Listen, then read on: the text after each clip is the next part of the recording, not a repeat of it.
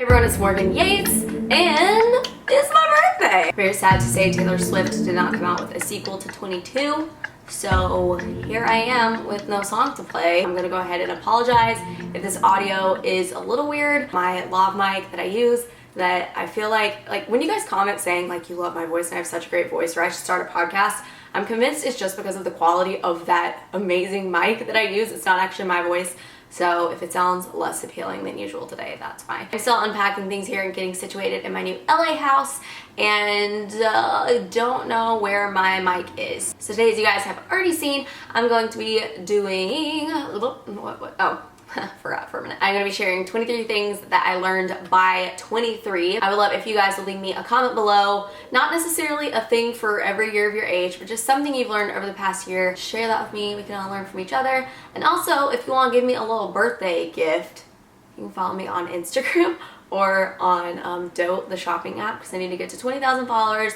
That'll be a huge birthday present if you followed me on there. The link's below. Thing number one I've learned. Starting off on kind of a silly note, but I've learned that I love Brussels sprouts over the past year. Some of you are probably like, that's gross, and some of you probably recognize the greatest food on earth, like I have. Let me know in the comments if you like Brussels sprouts. Number two is to spend money on experiences, not things. I feel like over the past year, I've just like acquired so many like new possessions, like mainly just clothes. Yeah, I've just been learning the difference between want and need. The desire of new clothes and like new possessions isn't really there anymore. I'd rather just spend my money on experiences. The past year I spent a lot of money on both, so at least we can cut out one of the two. My next one, and this is something I've also kind of known, but that I was just reminded of this past year, is that you'll make friends in the most unexpected situations if you're just open to it. I've just been reminded that God's really in the details and that you never know when he's gonna pull a fast one on you and yeah, introduce you to someone that could be a great friend. So the moral of the story is never be closed off from making new friends, I guess.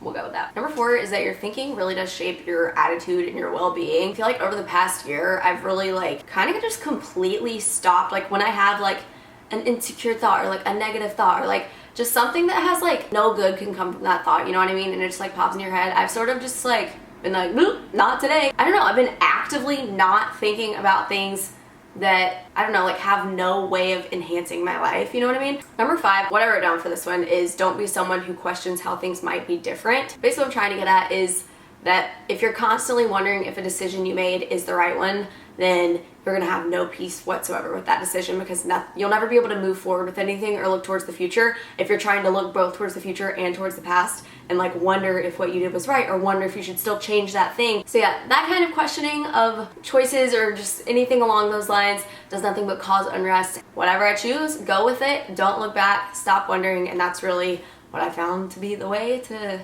have peace about your choices and to be able to really just be present in wherever you are now. Next thing I've learned is just, or that I've done, I guess, over the past year is just say yes over and over to adventure and trips and just like random opportunities.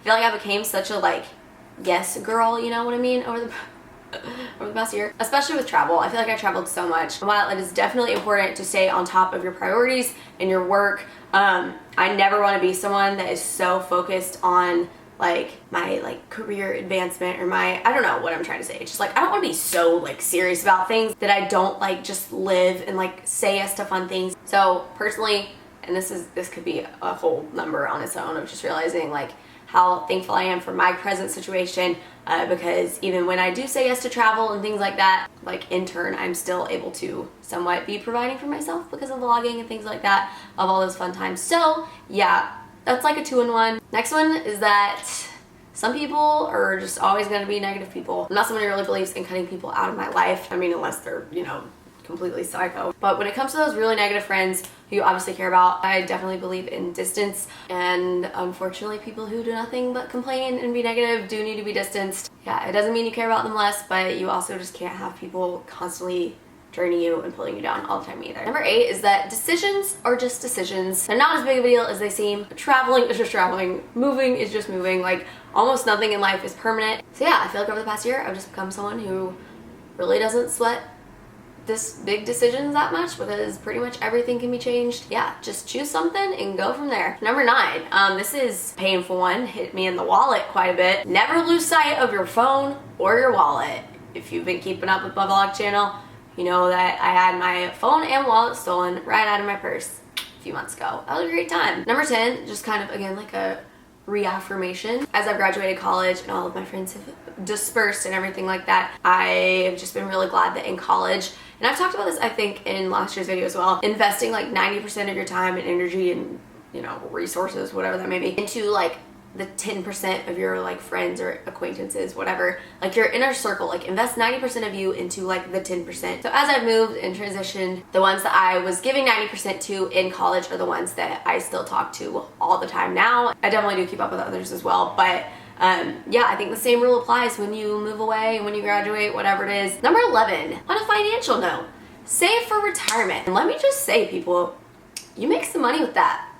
Already seeing that. So if you're not saving for retirement, that is something you should hop on doing, especially if you're self-employed and don't have some like program already set out for you. Number 12, on like another YouTube-y note. So over the past year, I signed with a manager. Her name's Lordana. She's amazing. I love her. I've known her for several years. I didn't know I needed a manager until I had one. Yeah, I think I was a little prideful for a while, being like, I don't need a manager. I can do all my own stuff. Just very glad that I decided to sign with her. Number 13, I don't know, lately, well, especially with moving, like I've been in a lot of situations where I kind of have to like stand my ground with things, if that makes sense. For example, like I had my car shipped out here from North Carolina. Oh, so stressful. And I got out here with a little damage on it, and the driver dude was like, we spent an hour standing outside my house of this dude doing everything he could to like excuse away that it wasn't him, to just like take my car and fix it, to like not basically do everything in his power to not let me sign this form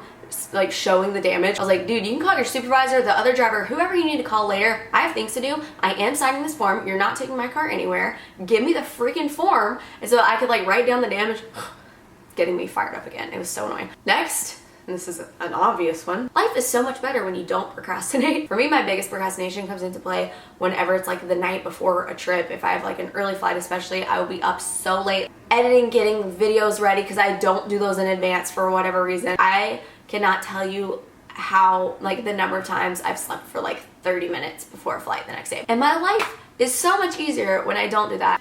Hence why it's my birthday right now, and I woke up at 6 a.m. to film 2 videos because I'm leaving for New York in a couple days, which is still, no, tomorrow. Tomorrow, wow, okay, I didn't do as well as I thought. My next one I have learned is to always pack in a carry-on, especially if you're traveling to Europe. Number 16, this is something I started doing in the past year, just stopping taking everything personally. Like years ago, and this was because I was very insecure, I would read into absolutely everything that someone like said to me or said about me or tweeted, or like every action of everyone was somehow like a reflection of like if they liked me, or like if like, and I'm talking about like friendships, like being valued like in friendships. Now I'm like opposite side of the confidence spectrum, so things don't really bother me like that anymore. But also when you have the opportunity to like read into something or be like offended by something, I've just every time actively chosen to be like, all right, I'm not gonna take it personally even if it is about me. The only person affected by the meaning that I attach to things is me. The next one is that used furniture is amazing. I've been learning that moving in here. You can't really see my room whatsoever right now and it's still not put together, but I got a nightstand and a dresser and a desk for like $300, all like a white cute set. We got this really comfortable like big U-shaped sectional that we have in our living room that we got for like $375, which is unheard of for a sectional that looks like what it does. For sure look into used furniture on like those resale apps. Number 18, something I learned, so I got a credit card, this is random. I got a credit card with Delta in the past year because I have been flying a lot and I usually fly Delta. They're my favorite airline. Basically my takeaway is that I'm just really glad that I got a credit card that aligned with something I use a lot so that I could be getting all those perks. I think it's worth choosing one, like looking into a credit card somewhere with something that you spend a lot of money on. The next one, and I feel like this is a relatively recent one, also related to YouTube, is I just feel like I've lately been able to like reconnect a lot more with like you guys. And what I mean by this is basically, especially like in March, I will have been doing YouTube for 7 years, and it's just very easy to, I guess, like switch over into robot mode because you know what to do and you're in like the routine of things. I feel like there was a little while where I don't know, I guess like shifted into that robot mode a little bit. I wasn't like feeling like really invested and like present when I was filming and like just in my content in general.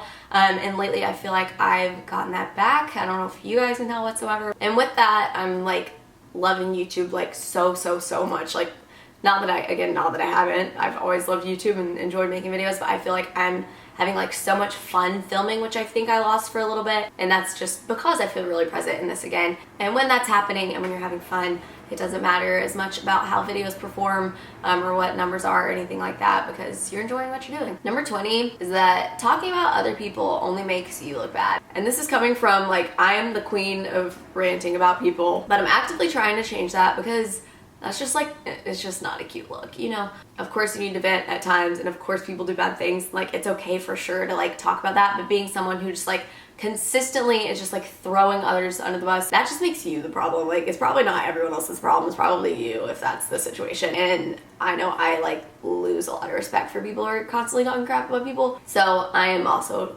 toning that down in my life. Number 21 is to spend time as much as you can with those people in your life that just like radiate like contagious positivity and like joy. I know in my life I have like a handful of friends who just like, when I'm around them, it's like I feel like more, I guess alive is kind of a good word for this, I don't know. And so for me, like people that stand out like that in my life are people like Danielle. Two of my friends named Sarah, one here and one in Atlanta. I don't know, just like I constantly just gravitate towards people like that, want to spend so much time with them.